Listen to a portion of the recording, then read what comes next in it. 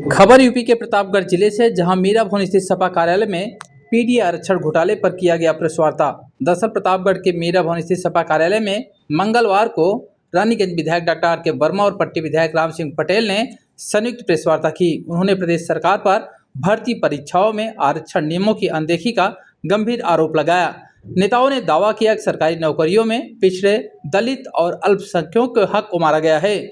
सपा इसे चुनावी मुद्दा बनाकर प्रदेश भर में आंदोलन करने की चेतावनी भी दी है। सुनिए इस घोटाले को लेकर क्या कुछ कहा है विधायक डॉक्टर आर.के. वर्मा ने।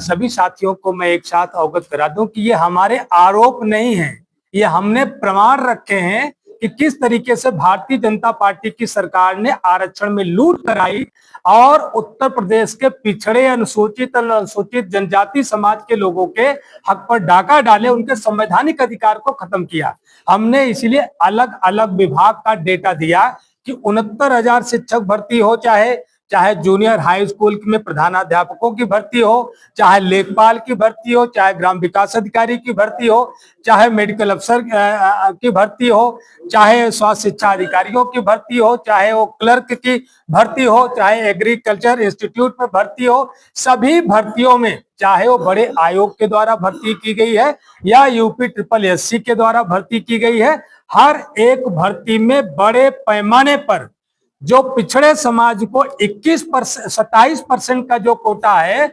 27% के कोटे की जगह पर कहीं पर 10%, कहीं पर 69,000 में तो 3.86% दिया गया। और जो आप जूनियर हाई स्कूल के जो प्रधानाध्यापकों की भर्ती में पाएंगे तो 10% के नीचे। तो ज्यादातर विभागों में पिछड़े समाज और अनुसूचित समाज, अनुसूचित जनजाति समाज के लोगों के जो कोटा, जो हमारा संवैधानिक अधिकार है, जो उनका संवैधानिक अधिकार है, उसको खत्म करने का काम किया, उसमें चोरी करने का काम किया। और इसीलिए लोग लगातार आंदोलन भी कर रहे हैं। और हमने इसीलिए डेटा दिया कि सरकार उन पर कार्रवाई करे। 69,000 शिक्षक भर्ती के मामले में जो राष्ट्रीय पिछड़ा वर्ग आयोग ने आदेश जारी किया कि ये पिछड़े, अनुसूचित जनजाति समाज के हिस्से में चोरी की गई है, इनके कोटे के अनुसार सीटें नहीं दी गई है, इनको शिक्षक बनाया जाए और जिम्मेदार अधिकारियों को दंडित किया जाए।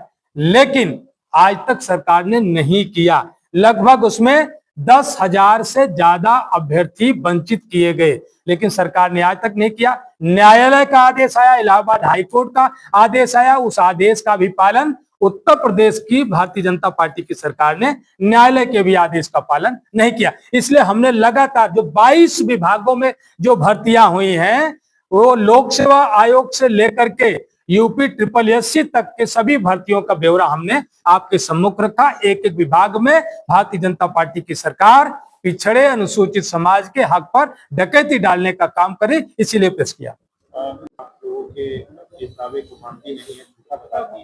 अगर नहीं कार्रवाई करती है तब आप नहीं, देखिए हम तो आंदोलन कर रहे हैं, नहीं मानती है। मैं कह रहा हूं कि हमारी बात नहीं मानती, लेकिन न्यायालय की बात क्यों नहीं मानती?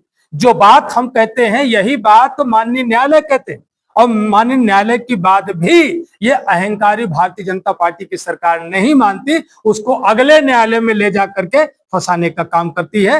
ये उत्तर प्रदेश के पिछड़े समाज, अनुसूचित जनजाति के समाज के लोगों के साथ धोखा है, इसके अलावा कुछ नहीं। लेकिन समाजवादी पार्टी लगातार सड़क से लेकर के सदन तक लड़ने का काम करेगी, और आज नहीं तो कल इस पाप में जो भागीदार हैं, जो विभिन्न भर्तियों के जो भागीदार हैं, चाहे जो भी अधिकारी हैं, आज नहीं तो कल सरकार बदलेगी और यही न्यायालय उन पर कार्रवाई भी करेगा।